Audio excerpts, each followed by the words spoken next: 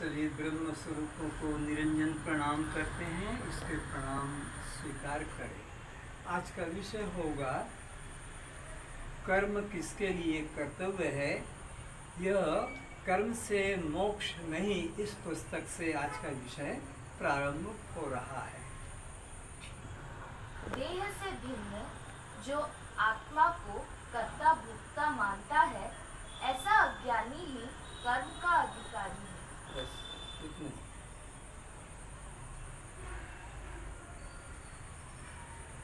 प्रायः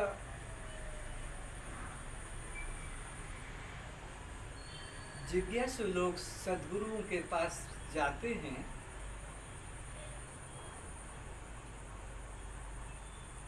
ब्रह्म जिज्ञासा लेकर कि हमें आप मुक्ति का कुछ उपदेश कीजिए, मुक्ति का मार्ग बताइए।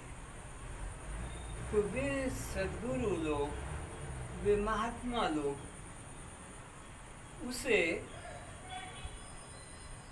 ब्रह्म तत्व से नीचे लाकर कर्म उपासना के मार्ग में उसे जोड़ते हैं कि तुम अभी ज्ञान के अधिकारी नहीं हो, तुम अभी कर्म उपासना के अधिकारी हो।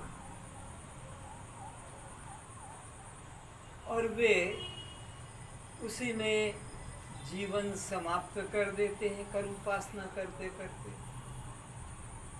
किंतु मोक्ष की उन्हें अनुभूति उन महात्माओं के द्वारा नहीं होती है। बल्कि सद्गुरु का कर्तव्य है कि जिज्ञासु, मोक्ष के जिज्ञासु को कर्म उपासना के साधन से ऊपर उठाना चाहिए, न कि उसको वेदांत श्रवण से नीचे कर्म उपासना में लाना चाहिए।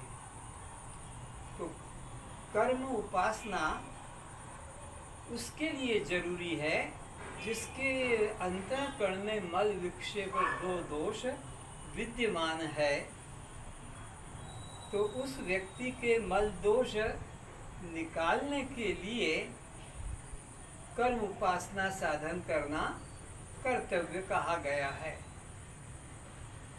किंतु जिसके हृदय में अंतःकरण में परमात्मा को पाने की जिज्ञासा, मुक्ति को पाने की जिज्ञासा जागृत हो गई है, उसको तो तत्काल ही वेदांत तत्व का, ब्रह्म तत्व का उपदेश करना चाहिए।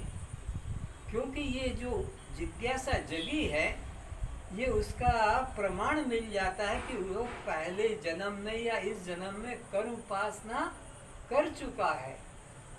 क्योंकि जिसने कर्म उपासना नहीं की है, उसके हृदय में ब्रह्म जिज्ञासा कभी जगती नहीं है। इसलिए रामायण में भी कहा है, कर्म की होई स्वरूप ही चीने। जिसने अपने स्वरूप को पहचान लिया कि मैं चैतन्य दृष्टा साक्षी आत्मा, उसके लिए फिर कर्म उपासना कभी हो नहीं सकता।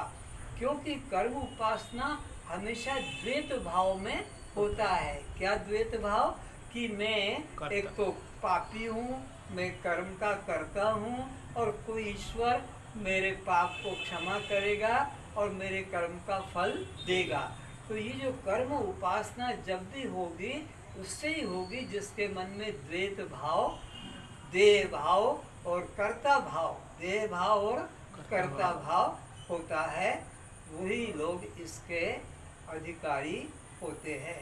लेकिन सद्गुरु जिसको ब्रह्म जिज्ञासा जग गई है, उसको सीधा वेदांत तत्व का ही श्रवण मनन कराते हैं। जो देह को ही अपना स्वरूप पुस्तक को नीचे मत रखो जमीन पे। कहाँ गई वो तुम्हारी लकड़ी वाली? रखो ताकि अपना देह को ही अपना स्वरूप जान, इसको आने तो दो। जो देह को ही अपना स्वरूप जानता है, ऐसा मूढ़ तो जन्मांतर में कर्म का फल भोग करने की आशा से कर्म नहीं करेगा। तो जो व्यक्ति अपने को केवल देह ही मानता है, जन्मने मरने वाला मानता है वह तो कर्म ही करेगा और कर्म करके वो इसी संसार चक्र में ही भ्रमण करता रहेगा, वो ज्ञान का अधिकारी नहीं है। लेकिन जिसको ब्रह्म की जिज्ञासा, मुक्ति की जिज्ञासा जागृत हो गई है, उस व्यक्ति को तो वेदांत तत्व का ही श्रवण मनन कराना गुरु का कर्तव्य है। क्योंकि जिस देह से कर्म किया है एवं अपने को भी देह ही माना है, ऐसा देह तो यही अग्नि द्वारा भस्मीभूत हो जाता है। तो जिस देह से कर्म किया है और जिस देह को उसने मैं करके जाना है, वो देह तो इसके प्रारब्ध भोग जब पूरा हो जाएगा तो वह समाप्त हो जाएगा और वो देह यहीं नष्ट हो जाएगा। लेकिन अंदर जो चेतन तत्व है, जीव तत्व है, जो सचमुच में कर्म का करता है, वही उसका फल भोगता है। ये शरीर तो यहाँ कर्म किया और मर गया, जल गया, तो अब फिर फल कौन भोगेगा? और बिना फल भोगे कर्म समाप्त, हर कर्म का फल भोगना ही पड़ता है। बिना कर्म का फल भोगे कर्म समाप्त नहीं होता है। तो ये कर्म किया था जिस शरीर ने, वो तो यहीं जलकर भस्म हो गया, तो फिर उसका फल कौन भोगेगा? अगर शरीर भी करता है तो वो तो आगे जाने वाला नहीं। वह देह जन्मांतर को पुनः प्राप्त होता ही नहीं है। तो वो देह कौन सा देह? जिस देह से शुभाशुभ कर्म हुए वो देह तो नष्ट हो गया, वो और दूसरे जन्म में जाएगा भी नहीं, यही भस्म हो जाएगा। अतः देह से भिन्न जो आत्मा को नहीं जानता है, उससे तो आगामी कर्म होंगे ही नहीं। जो अपने को देह से भिन्न जीवात्मा रूप से नहीं जानता है, उसके तो आगामी कर्म होते ही नहीं। अस्तु जो देह से भिन्न आत्मा को कर्ता भोक्ता एवं मृत्यु के बाद अन्य जन्म में फल भोग की आशा करने वाला ही कर्म करता है। तो कौन कर्म करता है? जो अपने को देह मानता है वो तो अगला जन्म मानता ही नहीं कि मैं अगले जन्म में रहूँगा, वो तो यहीं जलकर भस्म हो जाता है। तो फिर कर्म का कर्ता कौन होता है? जो इस देह के नाश होने पर भी अन्य देह में अपने को मानता है और वे मैं वहाँ पर जाकर अपने किए कर्मों का फल भोगूंगा। ऐसे व्यक्ति से ही कर्म होते हैं। किन व्यक्ति से? जो देह से अपने को अलग और कर्म का कर्ता और फल का भोगता जानता मानता है, ऐसे व्यक्ति से कर्म होते हैं। जो अपने को केवल देह ही मानता है कि बस किया, खाया पिया, मर गया, उसके द्वारा भावी कर्म अगले जन्म का ही वो विश्वास नहीं और वो कर्म भावी बनते भी नहीं। मैं शुभाशुभ कर्मों का करता हूँ एवं पुण्य पाप फल का भोगता हूँ। ऐसा जो निश्चय करता है अज्ञानी पुरुष कि मैं कर्म का करता हूँ और पुण्य पाप का फलों का मैं भोगता हूँ, उसके द्वारा ही भेद मूलक कर्म होंगे। भेद मूलक का मतलब मैं करता हूँ, मेरे से पृथक कोई देवी, कोई देवता, कोई ईश्वर मेरे कर्मों का फल मुझे देगा। ऐसा भाव जिसके मन में है वही कर्म का, उपासना का अधिकारी बनता है। ऐसा भ्रांति ज्ञान जिसे होता है वही अज्ञानी कर्म करने का अधिकारी होता है। तो ऐसा भ्रम ज्ञान, ये कौन सा ज्ञान है कि मैं कर्म का करता हूँ, अगले जन्म में इसका फल भोगूंगा और कोई ईश्वर मेरे से भिन्न मुझे फल देगा। ऐसा भ्रम ज्ञान वाला अज्ञानी, ये सही ज्ञान नहीं है, भ्रम ज्ञान वाला अज्ञानी ही फिर कर्म करता है। कर्ता, कर्म तथा फल का भेद ज्ञान जिसे होता है वह अज्ञानी कर्म में रुचि रखता है। फिर से कर्ता, कर्म तथा फल का भेद ज्ञान जिसे होता है, वही अज्ञानी कर्म में रुचि रखता है। तो जो अज्ञानी है वह कर्म और कर्म का मैं कर्ता और मैं फल का भोगता हूँ, ऐसा निष्ठा रखने वाला अज्ञानी ही कर्म करता है। और वो भी नाना देवी देवताओं की उपासना करता है, तो उसके द्वारा जो फल भी होते हैं वो नाशवान होते हैं। वो देवता भी नाशवान हैं और देवताओं से प्राप्त उस अज्ञानी को फल भी नाशवान है। इसीलिए भगवान श्री कृष्ण गीता के अध्याय 9 के 23 और 24 श्लोक में इस बात को स्पष्ट करते हैं। 7 अध्याय के भी 22, 23, 24 और 25 श्लोकों में यही कहते हैं कि अज्ञानी लोग मुझे न उपासना करके, मेरी उपासना न करके अपने नाना कल्पित देवी देवताओं की उपासना करते हैं, तो उनका वो फल भी नाशवान है।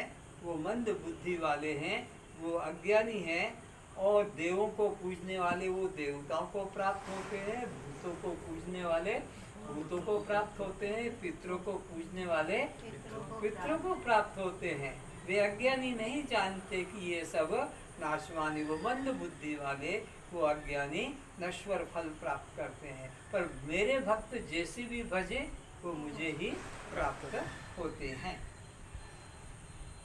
ज्ञानवान को कर्ता, कर्म, फल की त्रिपुटी अपने से भिन्न प्रतीत नहीं होती है, तथा ज्ञानवान अपने को कर्म का कर्ता भोक्ता भी नहीं मानता। तो ज्ञानी व्यक्ति अपने को न तो कर्ता मानता है और न भोक्ता मानता है, न कर्म क्रिया मानता है। वो कर्म की त्रिपुटी को ही नहीं मानता। वह तो अपने को केवल एक चेतन आत्मा रूप जानता है। ज्ञानी के द्वारा ये त्रिपुटी नहीं होती है। अहम भोजनम भोज्यम न भोक्ता चिदानंद रूप शिवोहम शिवोहम। ज्ञानी क्या निश्चय करता है? पुण्यम न पापम न सुखम न दुखम मंत्रो न तीर्थ वेदान यज्ञ। अहम भोजनम भोज्यम न भोक्ता, ये तीनों से चिदानंद रूप शिवोहम शिवोहम। न जन्मांतर को प्राप्त होता है, तब ऐसा ज्ञानवान किस इच्छा से कर्म में प्रवृत्त होगा? तो जिसके मन में मैं कर्म का करता हूँ और मैं फल का भोगता हूँ ये भाव नहीं है, फिर वो किसके लिए इच्छा करके और कर्म करेगा? यानी ज्ञानी के द्वारा कर्म, क्योंकि ज्ञानी तो अपने को आत्मा जानता है और न कर्म का कर्ता मानता है न फल का भोक्ता, तो फिर वो उसकी कोई इच्छा नहीं है, पूर्ण काम है, आपका काम है, तो फिर किसके लिए कर्म करेगा? तो ज्ञानी कभी कर्म नहीं करता है। कौन कर्म करेगा? जो अपने को देह मानता है और कर्ता भोक्ता जानता, वो जीव ही अज्ञानी कर्म करता है।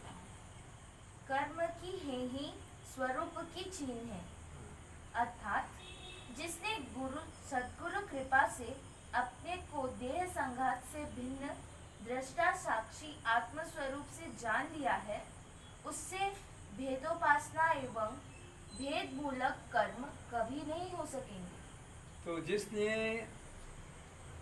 अनंत जन्मों के पुण्य के फल स्वरूप मानव जीवन और सद्गुरु की प्राप्ति की, अनंत जन्मों के शुभ कर्मों के फल स्वरूप मानव जीवन और सद्गुरु की प्राप्ति कर ली है, और सद्गुरु के द्वारा अपने दृष्टा साक्षी आत्मस्वरूपी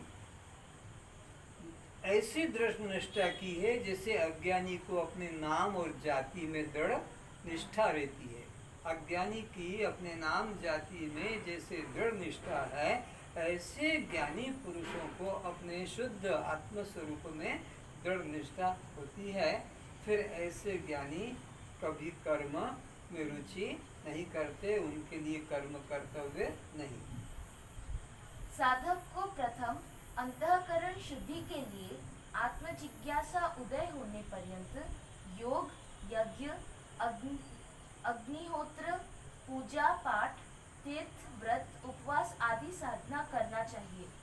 तो जिनका अभी अंतःकरण शुद्ध नहीं है और जिनको ब्रह्म जिज्ञासा जागृत नहीं हुई है, ऐसे मंद बुद्धि वाले अज्ञानी लोगों को अपने अंतःकरण की शुद्धि के लिए ही यह कर्म, भक्ति, तीर्थ, मंदिर, माला, पूजा पाठ, व्रत, उपवास आदि कर्म करना कर्तव्य है। जिज्ञासा उदय होने पर कर्म विधि को अनादर करके ज्ञान के अंतरंग साधन, श्रवण, मनन आदि करना चाहिए। इसी का नाम क्रम समुच्चय है। ऐसा लक्ष्मण जी ने अपने भाई श्री राम जी से प्रार्थना की कि हे भैया, मेरा उद्धार कैसे होगा, मेरा उद्धार का कोई रास्ता बताओ। अर्जुन अपना भक्ति भाव से 14 वर्ष श्री राम के साथ रहे तो उसका अंतःकरण भक्ति करके शुद्ध हो गया था।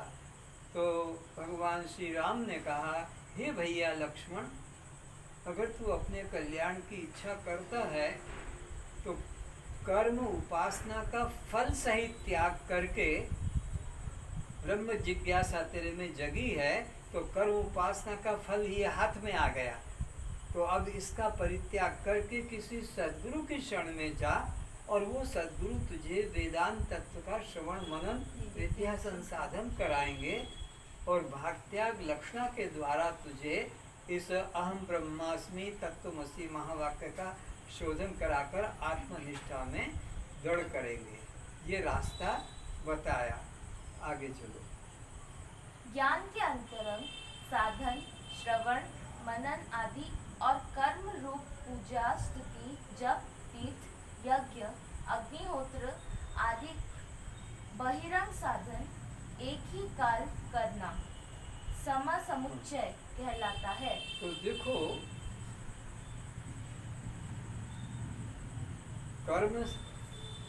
क्रम समुच्चय और एक सम समुच्चय दो प्रकार के साधन बताए जाते हैं। क्रम समुच्चय का मतलब है कि मल दोष के लिए कर्म कर लो निष्काम, विक्षेप दोष के लिए निराकार या साकार उपासना करो, और फिर आवरण दोष के लिए तुम अद्वैत द्वैत ज्ञान को ग्रहण करो। ये क्रम समुच्चय है, सीढ़ी पे चलने की तरह। और सम समुच्चय का मतलब है कर्म भी थोड़ा कर लो, फिर भक्ति भी कर लो, फिर योग भी कर लो और फिर ज्ञान भी कर लो, तो ये होता है सम समुच्चय।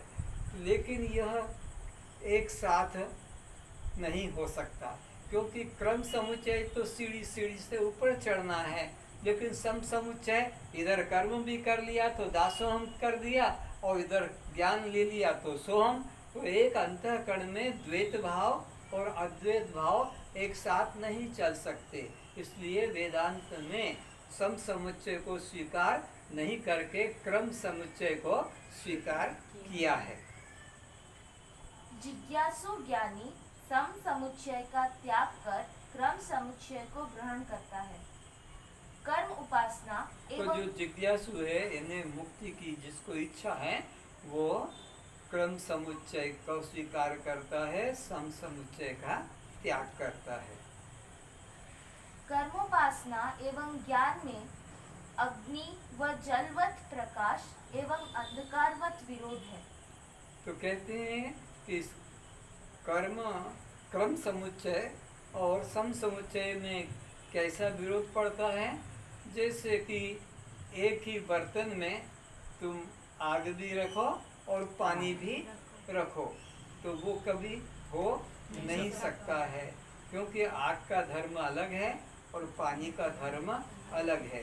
तो ये सम समुच्चय में तो द्वैत भाव होता है और क्रम समुच्चय में अद्वैत भाव होता है, इसलिए द्वैत और अद्वैत का आपस में विरोध है।